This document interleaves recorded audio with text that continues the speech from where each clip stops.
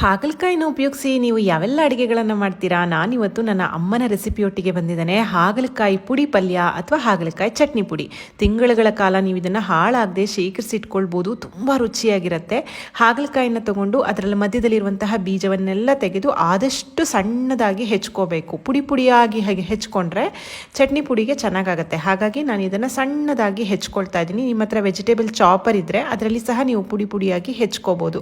ಕಹಿ ಇಷ್ಟ ಆಗಲ್ಲ ಅಂತಂದರೆ ಉಪ್ಪು ಅರಿಶಿನ ಹಾಕಿ ಕಹಿಯನ್ನು ತೆಕ್ಕೊಳ್ಬೋದು. ನಾನಿವಾಗ ಹಾಗೆ ಮಾಡ್ತಾ ಇದ್ದೇನೆ. ಬಾಣಲೆಗೆ ಅರ್ಧ ಚಮಚ ಎಣ್ಣೆ ಹಾಕಿ 3 ಟೇಬಲ್ ಚಮಚದಷ್ಟು ಕಡಲೆಬೇಳೆಯನ್ನು ಒಳ್ಳೆ ಪರಿಮಳ ಬರೋ ತನಕ ಹುರಿಬೇಕು. ಅದಕ್ಕೆ 2 ಚಮಚ ಉದ್ದಿನಬೇಳೆ ಸೇರಿಸಿ ಅದನ್ನು ಹುರಿರಿ.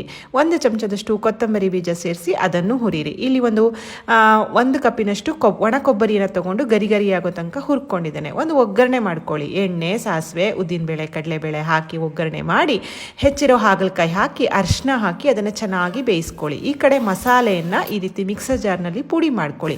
ಹಾಗಲಕಾಯಿ ಕರಟಬೇಕು, ಅಂದರೆ ಕಪ್ಪಾಗಬೇಕು, ಅಲ್ಲಿ ತನಕ ಅದನ್ನು ಚೆನ್ನಾಗಿ ಹುರಿದಿಟ್ಕೊಳ್ಳಿ. ರುಚಿಗೆ ತಕ್ಕಷ್ಟು ಉಪ್ಪು. ನಾನಿಲ್ಲಿ ಹುಣಸೆ ಹಣ್ಣಿನ ಬದಲಾಗಿ ವಾಟೆ ಹುಳಿ ಪುಡಿ ಹಾಕ್ತಾ ಇದ್ದೀನಿ. ಇದ್ದರೆ ಹಾಕಿ, ಇಲ್ಲಾಂದರೆ ಹುಣಸೆ ಹಣ್ಣಿನ ರಸ ಹಾಕಿ. ಮಾಡಿದಂತಹ ಪುಡಿ, ಅಚ್ಕಾರದ ಪುಡಿ ಎಲ್ಲ ಸೇರಿಸಿ ಚೆನ್ನಾಗಿ ಹುರಿದಿಟ್ಕೊಂಡ್ರೆ ರುಚಿಕರವಾಗಿರುವಂತಹ ಹಾಗಲಕಾಯಿ ಚಟ್ನಿ ಪುಡಿ ತಯಾರಾಗುತ್ತೆ.